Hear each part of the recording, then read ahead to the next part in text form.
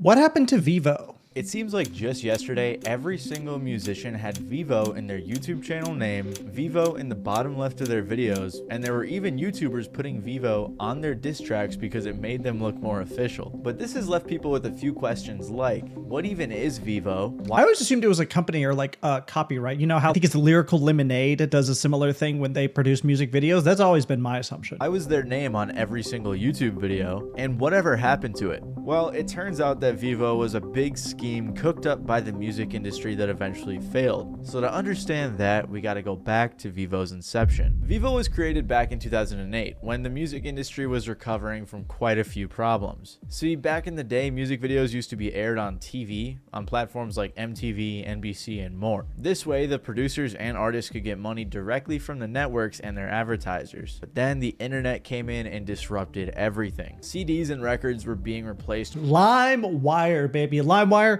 Napster, other websites that I'm not thinking of. I mean, that was truly the big hit to the music industry, was they wanted things to be kept traditional. You buy it on MP3 players, you go into a store and get it on CD, but the internet was like, well, you can just download it for free, and there's only a 50% chance that you'll download a virus that is now stuck on your mom's computer forever and it steals your information or wrecks you with ads or what have you. But it was so weird that piracy specifically innovated the music industry so much, which led to things like Spotify and Pandora Radio doing so well. It's because illegal actors kind of saw the opportunity to make a lot of money by doing stuff on the internet and making it more convenient than the music industry was, and they profited off of it. Kind of the same reason streaming came about, because it was so much easier to pirate stuff than it was to go out and get it legitimately, so streaming companies had to catch up, and that's how Netflix got so big. By illegal file sharing services like Napster and LimeWire, because why would you buy something when you can just get it for free? Specifically, why would you buy something when you can get it for free and more easily? It's the issue piracy is having right now. It's so much easier to pirate something in HD than it is to actually go and purchase it. So as you may know, this... No, I'm pausing it a lot. It's the same thing with the NFL and NBA games. It's so much easier to pirate it than it is to go out and figure out what networks it's on and what dates are blacked out and what stuff you have to watch on one channel and what stuff you have to watch on another channel. It's absurd how difficult it is, but piracy is easy and it's free and it's just straight up more convenient in every way. Obviously, I never do this, but I can understand why people do. Made the music industry I guess not very profitable. Things like Spotify and iTunes were just coming out, so the industry hadn't really figured out how to make money. That's why they came together and created VEVO. Universal Music Group and Sony Music Entertainment both got together in an evil corporate fashion and created Video Evolution, or VEVO for short. If those names sound familiar, that's because UMG and Sony are two of the big three record labels, which means that these three labels own pretty much every other smaller label. They thought that by creating VEVO, they could find a way to monetize music videos, and they did. What we're trying to do is quite simple, which is to provide a high quality, premium music and video experience to as many people as possible in as many places as possible. So VEVO doesn't actually mean anything. It just kind of is a label that's slapped on stuff and it's like, trust me, bro, this is premium. On any television, on any computer, on any phone, on any connected digital platform, we want to provide the highest quality, premium music and video experience. So we do that today with our partner YouTube. So about 70% of music videos worldwide are consumed and discovered and viewed through YouTube. So what VEVO does is provide that experience inside of YouTube with the world's largest music companies. The issue, though, was that... So it's all marketing and branding. It's not actually anything. It's just this is high quality. It's like having your logo of some big trusted company on something. It's like the Apple logo on an iPhone. It doesn't really mean anything by itself, but it's more of an assurance of quality backed by a reputable company, which I guess is not a terrible idea, but it is interesting to know it's not really its own thing. It's just 4 letters that they stuck on a bunch of music videos, and it kind of gained legitimacy because everyone assumed that it meant something. YouTube was only monetizing like 3% of their videos at the time, while platforms like Hulu had ads on all of their stuff. But YouTube had been working with these record labels and... What is this face in this Katy Perry? This is the last thing you see before you die. Wanted to keep music videos on their platform because that was one of their biggest sources of views. So YouTube and VEVO came to an agreement. Universal, and eventually some of the other labels I mentioned, would put their music videos on YouTube and VEVO would distribute them. Google hosted them on YouTube and VEVO's website as well. VEVO was also in charge of selling ads to advertisers. Most ads on YouTube... So VEVO was an MCN, like a multi-channel network. So under them was like the YouTube side of all the videos, like the internet streaming of all the videos. And through that channel, they sold ads. Back in the day, day, YouTube, you could only get ads through a multi-channel network. There wasn't any like native integration in YouTube. Obviously that's different now, but it's interesting that that's where that came from. Videos like the one you're watching right now are sold programmatically, where advertisers bid on a certain type of customer demographic, like specifically targeting which country they are from or what age group they belong to.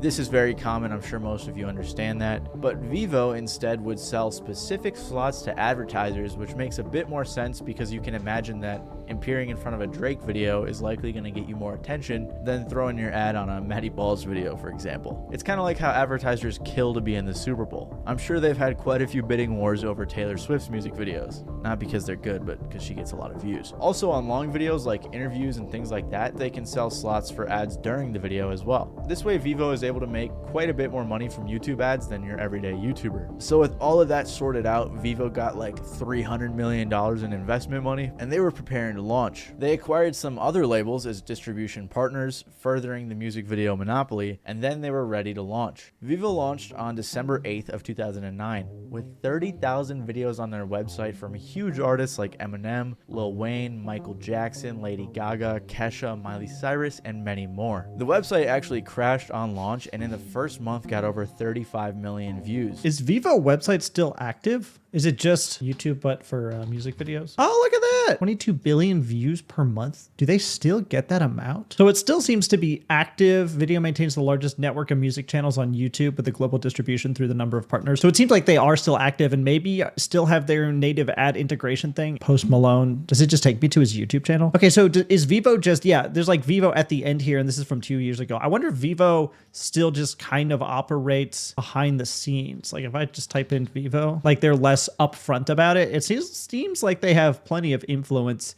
just maybe they're not as prominent as they used to be. Apparently they had already surpassed other websites like AOL Music, MySpace Music, MTV, Warner Music, and more. I was 7 when all of this was going down, so hearing about MySpace Music is new to me and pretty interesting. Regardless, VEVO was going crazy, launching in different markets internationally like European countries, Mexico, and more. They even got the other big 3 record label, Warner, to sign with them as a content distribution partner. And they were also distributing videos on MTV.com, which was a whole lot cooler back then. At this time, VEVO was getting most of its views, 80% to be exact, from YouTube. Because VEVO was a conglomerate of pretty much every big record label and small one, and they distributed these videos to YouTube, that's why every artist had their own VEVO page, like Eminem VEVO or Rihanna VEVO. That's also why pretty much every music video in the early 2010s and even up until this day have VEVO in the bottom left corner, or right, I can't remember. But that still leaves us with one question.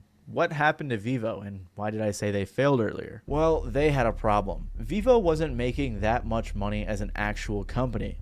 Most of the money was going to YouTube and then to the record labels, leaving VEVO to pick up the scraps. Apparently, record labels are so predatory, man. Whenever you sign with a record label, you get some X amount of dollars, but before you make any money, you have to pay that money back. So you get, say, $100,000, you put out an album. The first $100,000 from that album goes back to the record label company. If you do the math on that, that means they didn't give you any money. Like, it's just taking a loan that you have to pay back. And at that point, you may as well just take your own loan. There are some useful things if you're a big artist, like maybe you can collab with other people. Maybe they have event planning to help you with concerts. But man, if you're a small artist just trying to make it, do not sign with a record label. They are bizarrely and horribly predatory. You will come out worse from it. It is insane. Sometimes look up on TikTok what record labels try to scam small artists into signing. It is crazy. Apparently, VEVO was also very expensive to run because of everything I mentioned. So pretty early on into the company's life, they tried to find a buyer for $1 billion, which didn't really work out. So VEVO had to come up with some other ways to make money. First, they started making other types of content on YouTube and their own website, like interviews, live stream concerts, and things along those lines. Although that content was never... They should have done it in Fortnite. We all know live stream concerts in Fortnite are all the rage.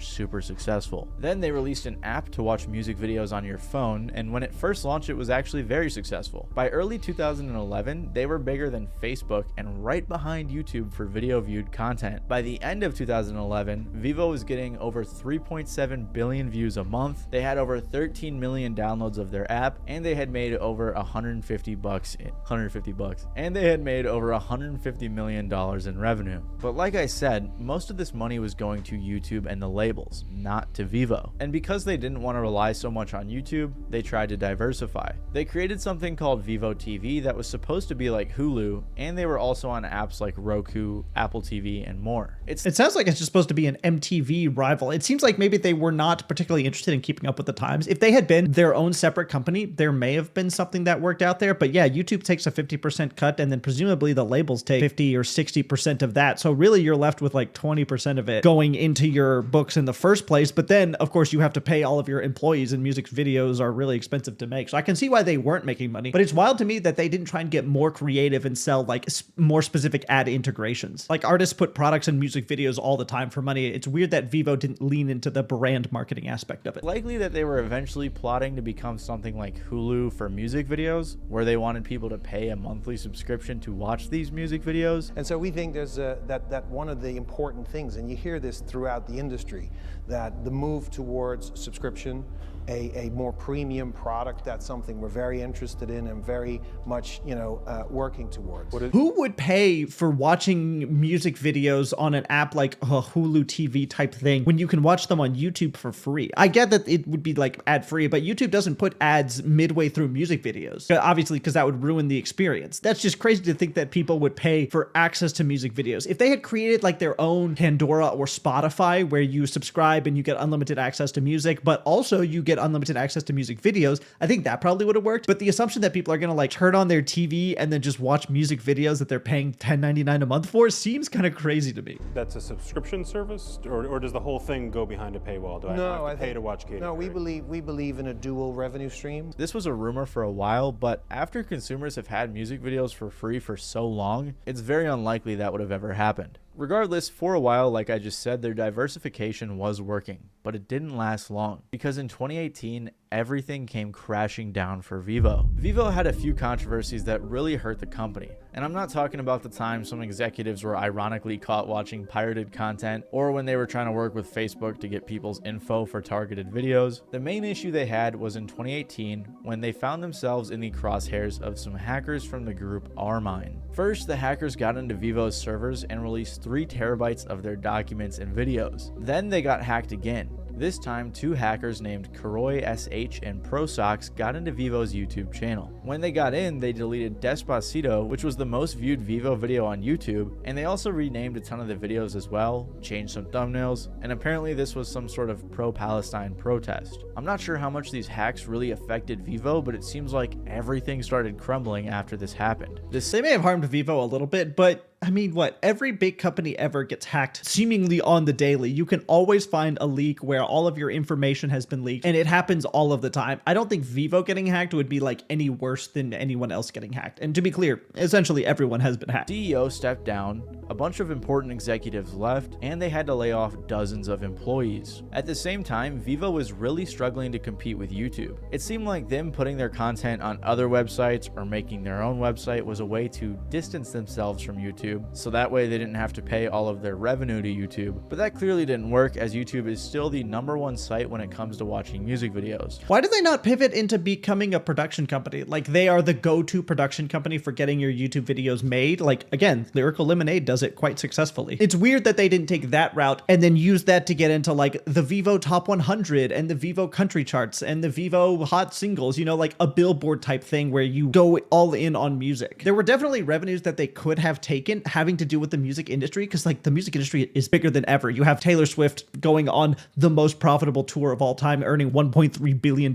Like, there is an opportunity for a company to come in and make a bunch of money and do really well. It just seems like they didn't have the vision or the foresight to be able to make that happen. Plus, the same year, YouTube just launched YouTube Music, so VEVO never became the Hulu or the Netflix of music videos. Instead, VEVO decided to wave the white flag. VEVO decided to shut down all of their other operations and just merge with YouTube to become a regular distributor. YouTube merged the VEVO accounts with the artist's official accounts to consolidate everything. So if you were subscribed to a VEVO account, your subscription would be switched over to the official artist account. YouTube said, VEVO's reach and business can continue to grow on YouTube as a direct result of simplifying the user experience through consolidation of an entire artist catalog into one channel, where VEVO videos are featured prominently. So basically like Agario, YouTube just ate up VEVO. This is probably why it feels like you don't see the VEVO branding as much. I mean, we're all probably used to seeing the VEVO logo in videos, so we don't notice it very often, but it is still there. It's just that the channels don't have VEVO in their name anymore. And VEVO is still pretty successful after the merge with YouTube, as they have over 500,000 music videos that get over 26 billion views a month. You can still go to VEVO's website and check out their content and their artists, but it always redirects you to YouTube. They also still host their videos on Pluto TV and Roku,